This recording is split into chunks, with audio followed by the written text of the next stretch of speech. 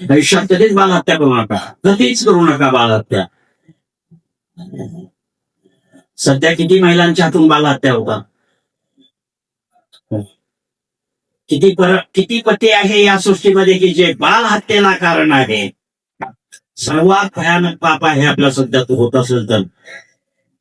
उदरात आलेला बाळ जर नष्ट केला तर आपलं जीवन केव्हा तरी निश्चित नष्ट होणार आहे. विठाला बालहत्या, स्त्रीहत्या आणि ब्रह्महत्या ही भयानक घातक आहे.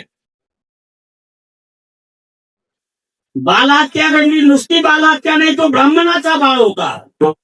त्या बाळाने सांगितलं, राजा माझ्याजवळ थांबू नको, माझे आई वडील तहानेने व्याकुळ झालेले आहे, अंध आहे ते, माझा मृत्यू होणार आहे राजा, पण माझ्या आई वडिलांना वाचव, त्यांना पाणी घेऊन जा, घागर घेऊन जा त्यांना. गोळ्यातून पाणी वाहत होतं दशरथ राजाच्या, सार्वभौम राजा होता दशरथ राजा. पाणी घेऊन आई वडिलांपाशी गेला श्रावणाच्या, पावलाचा आवाज ऐकला त्यांनी. बाळाला, अरे बाळा उशीर झाला, काहीच बोलला नाही बा.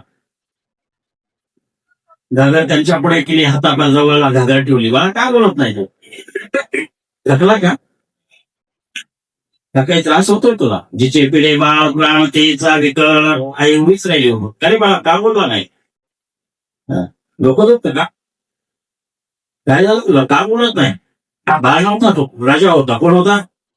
पण ते अंत असल्यामुळे त्यांना काहीच कल्पना नाही राहला दशरथ राजाला.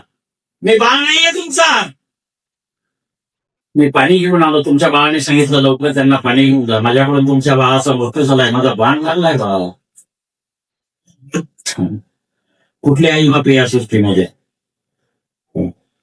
ज्याच्याकडून बाळाचा नाश झाला त्याच्या हातून पाणी कसं घेते? बाळाचं पाणी होतं त्यांना, बाळाचं पाणी फार महत्वाचं आहे.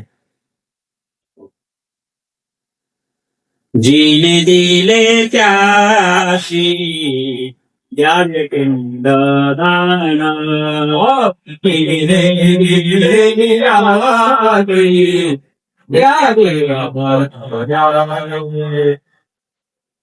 जिने दिले, ज्यांनी जीवन दिलं त्यांच्यासाठी पिंडदान द्यायचंय.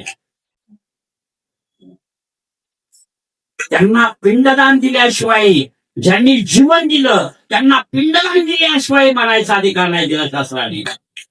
आई वडिलांच्या अगोदर जो मुलगा मरत असेल तो अधोगतीला जातोय. मला वैयक्तिक कुणाचा इशू सांगायचा नाही, मी शास्त्र सांगतोय फक्त. आई वडिलांना पिंडदान दिल्याशिवाय मरण्याचा शास्त्राने अधिकार दिला. मी देवाकडे एकच प्रार्थना करतो, वडिलांचं पिंडदान केलेलं आहे मी, आई अजून आहे, चांगली आहे पुढं. काही म्हातारे फार ताकद असतात, नुसतेच पळतात, आवरावं लागतं त्यांना.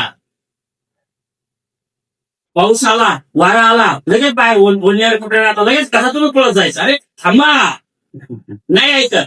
दिली त्याशी द्यावे पिंडदान. आई वडील जीवन देतात, काय देतात? पत्नी जेवण देते का जीवन देते?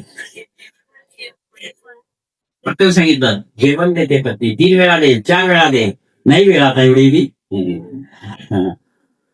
पत्नी जेवण देते, आई वडील जीवन देतात. फार मोठा बदल आहे या दोन शरीरामध्ये.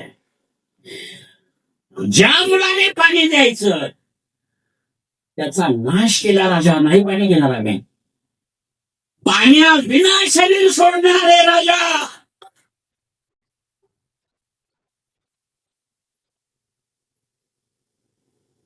पाणी जरी नसतं घेतलं तरी पण एक दिवस ते जगू शकले असते, पण आपल्या मुलाचा मृत्यू झालेला आहे. क्षणाचाही विलंब न करता श्रावण बाळाच्या आई वडिलांनी शरीर सोडून दिलं. देहाला दंड आहे हा, आपल्या मुलासाठी दिलेला देहाला दंड. य दंडोडिया पायी अनुसर साजवे. इथून आरंभ आहे देहाला दंडाचा.